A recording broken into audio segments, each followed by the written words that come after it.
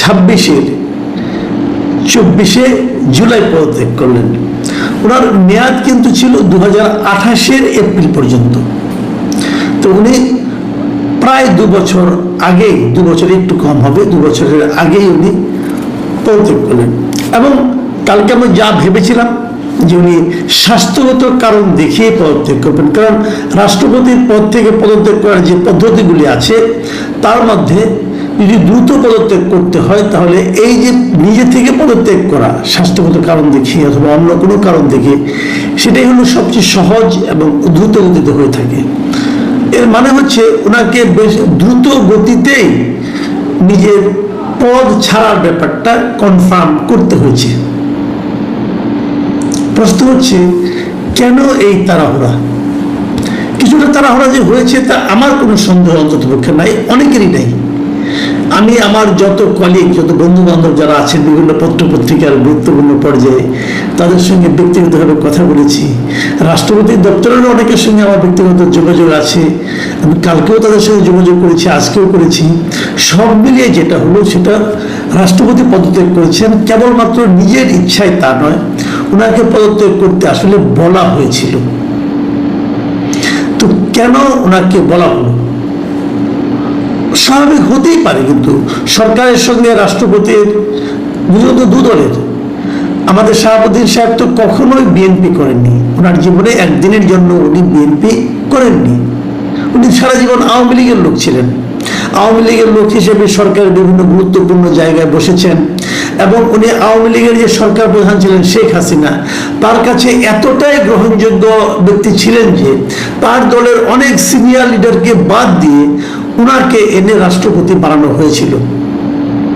তো শেখ হাসিনার এরকম একজন ঘনিষ্ঠ লোককে বিএনপি রাষ্ট্রপতি হিসেবে মাথার উপরে রাখতে চাইবে না, এটা তো খুব অস্বাভাবিক কোনো বিষয় না।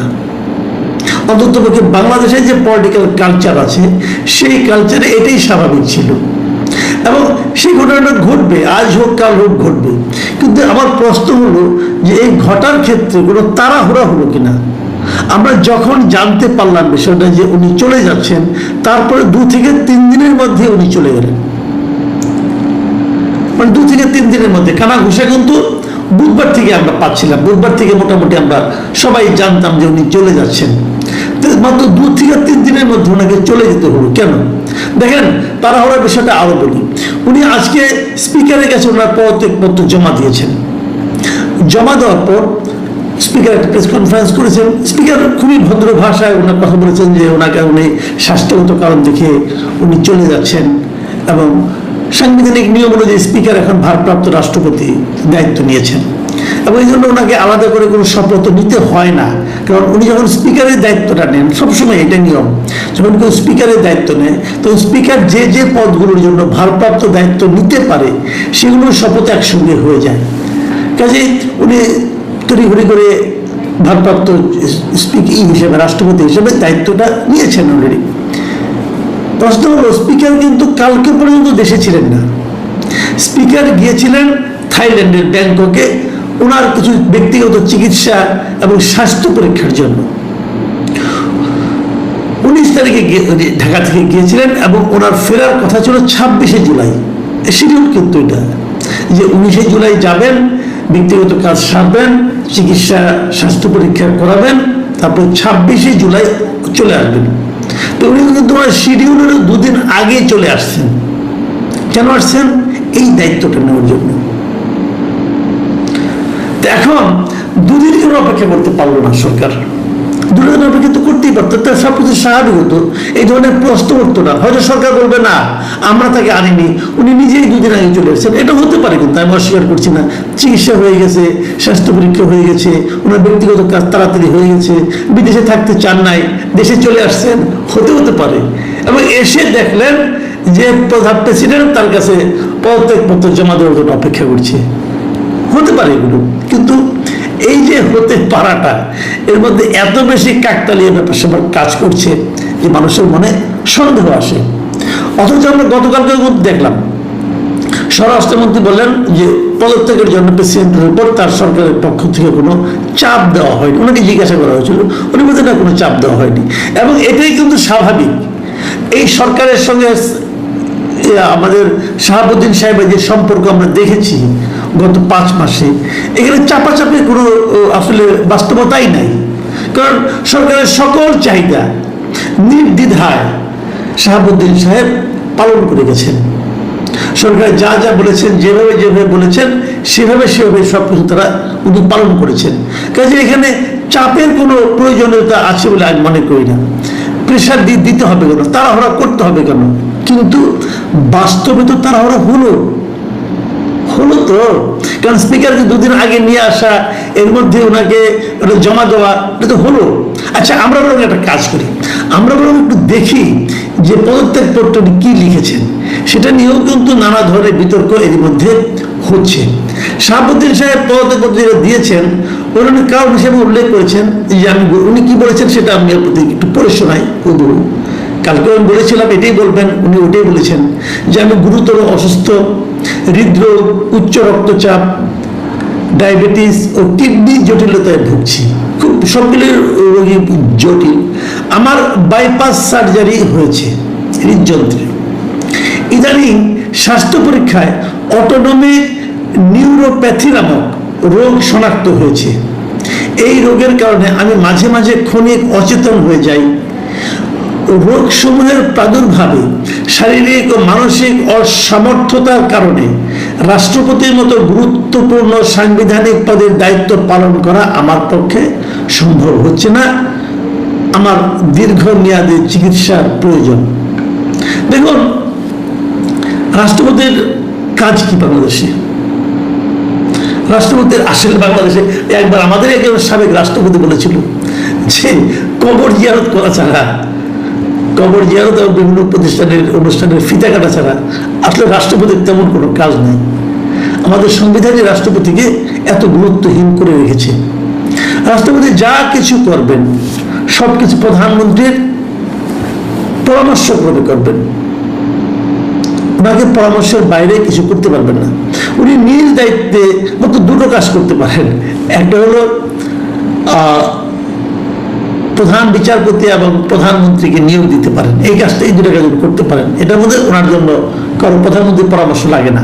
উনি নিজ দায়িত্বে এই 2টা কাজ করতে পারেন। এছাড়া আর কোনো কাজ, যত কাজ উনি করবেন সব কিছু প্রধানমন্ত্রীর পরামর্শে উনি করবেন। কাজে ওনার যে খুব বিশাল কোনো দায়িত্বপূর্ণ কাজ করতে হয়, যে অসুস্থ হলে করতে পারবেন না, আমার কাছে তা মনে হয় না। বরঞ্চ ওনার দীর্ঘমেয়াদী চিকিৎসার প্রয়োজন এবং রোগগুলো যদি জটিল হয়, উনি যদি রাষ্ট্রপতি থাকেন তাহলেই বরং ওনার চিকিৎসাটা খুব ভালো হবে। কারণ এখন তো ওনাকে চিকিৎসা করতে হবে নিজ দায়িত্বে। আর রাষ্ট্রপতি উনি তো সরকারি খরচে চিকিৎসাটা করতে পারতেন এবং সেটা সর্বোচ্চ চিকিৎসা উনি করতে পারতেন। কাজে উনি তো বলতে পারতেন আমার এই রোগগুলো আছে, আমি চিকিৎসাগুলো শেষ করে নেই, তারপরে আমি পদত্যাগ করবো। তাতে বলেন নাই, উনি বলেছেন যে এই রোগের কারণে আমি চলে যাচ্ছি। ঠিক আছে, আমি এটাকে আমি অবশ্যই খুবই সৌজন্যতাপূর্ণ কাজ বলে মনে করি। উনি নিজে মনে করছেন যে আমি রাষ্ট্রের অর্থে অপচয় করতে চাই না, আমার চিকিৎসা আমিই করব, আমি এই দায়িত্ব পালন করবো না। কিন্তু একটা প্রশ্ন আমি এখানে একটু করতে চাই, সেটা হলো উনি এর আগে আরো 2টো প্যারা লিখেছেন। সেই প্যারাগুলি উনি কি বলেছেন? উনি 5ই আগস্ট থেকে উনি কি কি করেছেন তার একটা সবিস্তার বর্ণনা উনি দিয়েছেন। উনি বলেছেন যে 5 আগস্ট 2024-এ ছাত্র জনগণ অভ্যুত্থানের মুখে তৎকালীন সরকারের পতনের পর দেশে শাসনতান্ত্রিক ও সাংবিধানিক সংকটের সৃষ্টি হয়। সাংবিধানিক সংকট থেকে উত্তরণের অভিপ্রায়ে সংবিধানের 106 অনুচ্ছেদের ক্ষমতা বলে আমি রাষ্ট্রপতি হিসেবে বাংলাদেশ সুপ্রিম কোর্টের আপিল বিভাগের মতামত কামনা করি। অতঃপর বাংলাদেশ সুপ্রিম কোর্টের আপিল বিভাগের পরামর্শক্রমে অন্তর্বর্তীকালীন সরকার গঠন করি। অন্তর্বর্তীকালীন সরকার রাজনৈতিক দলসমূহের পরামর্শক্রমে জাতীয় সংসদের সাধারণ নির্বাচন আয়োজন করে। এই কথাটা তার পদত্যাগ পত্রে লেখার দরকারটা কি? এর সঙ্গে পদত্যাগের কি সম্পর্ক আছে? দেখুন, জামাতে ইসলামের একজন গুরুত্বপূর্ণ নেতা এবং খুব বাংলাদেশের সুনামধন্য একজন আইনজীবী মিস্টার শিশির মনির, তিনিও কিন্তু এই প্রশ্নটাই করেছেন যে এই কথাটা এখানে অপ্রাসঙ্গিক কিনা। আবার উনি আরেকটা কথা লিখেছেন, এরপরে যে প্যাট উনি লিখেছেন সেটা হলো নির্বাচনের ফলাফলের ভিত্তিতে বর্তমান সরকার গঠিত হয়ে সরকার পরিচালনা করছে। বর্তমানে সরকারি দল ও বিরোধী দল গণতান্ত্রিক চর্চার মধ্য দিয়ে জাতীয় সংসদের নীতির দায়িত্ব পালন করছে। আমার সুদৃঢ় ও ইতিবাচক ভূমিকার কারণে দেশে কোনো সাংবিধানিক বিপর্যয় ঘটেনি। দেশে কতটুকু সাংবিধানিক বিপর্যয় ঘটেছে কিংবা ঘটেনি এটা নিয়ে আমরা দীর্ঘ আলোচনা করতে পারি, কিন্তু উনি দাবি করেছেন যে কোনো সাংবিধানিক বিপর্যয় যে ঘটেনি এর জন্য ওনার একটা ভূমিকা আছে। তো ওনার কি ভূমিকা ছিল এই সময়? উনি তো রাষ্ট্রপতি হয়েছেন 2023 সালে।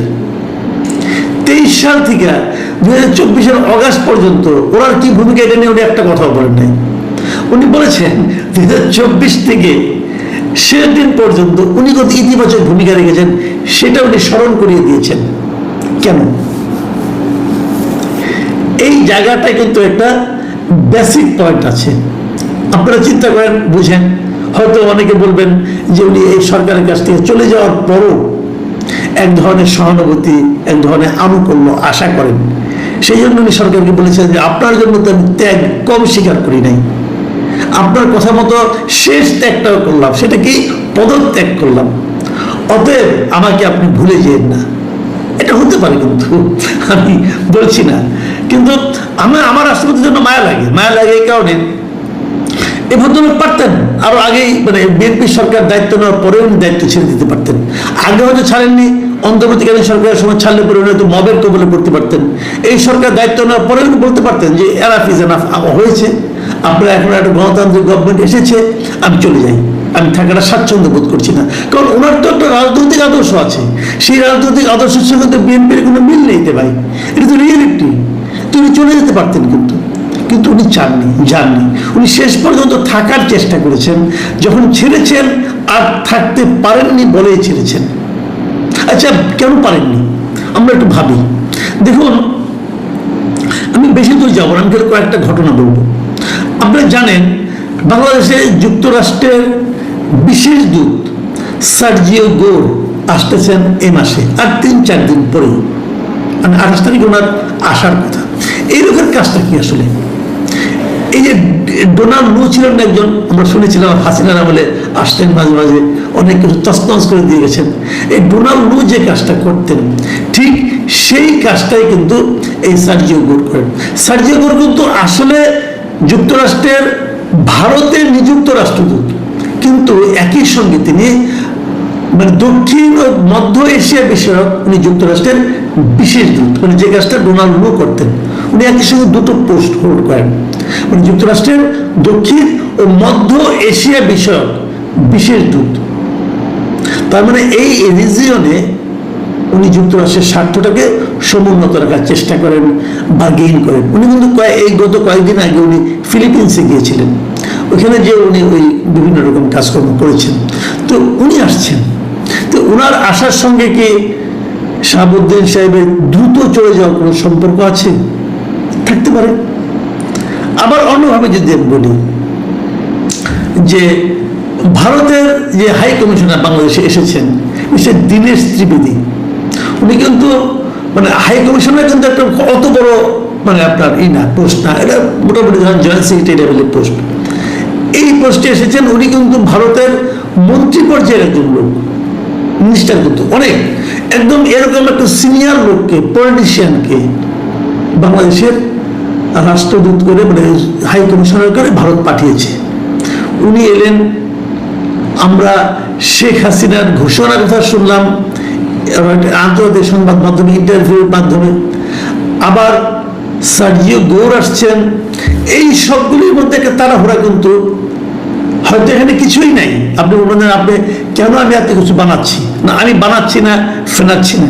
আমাকে একজন সিনিয়র সাংবাদিক, আমাদের খুবই ক্লোজ, উনি আমাকে আজকে একাধিকবার ফোন করেছেন। ফোন করে বললেন যে কুছ তো গড়বড় হয়, কিছু একটা আছে, কি আছে আমরা এখনো জানি না। তবে এটা আলোচনা হচ্ছে, কিন্তু আলোচনা হচ্ছে তাড়াহুড়া কি করা হলো? একটু তাড়াহুড়াটা না করলে কি খুব ক্ষতি হয়ে যেত? অথবা কোনো ঝুঁকি কি কেউ অনুভব করেছে? অথবা কারো দিক থেকে কোনো রকম চাপ ছিল যে আগে সরান, এখনই সরান? এই সার্জিওগুলোর আসার পেছনে কি তারেক রহমান সাহেবের চীন সফরের কোনো সম্পর্ক আছে? আমরা হয়তো আগামী কয়েকদিন অপেক্ষা করলে অনেক কিছু স্পষ্ট হতে দেখব।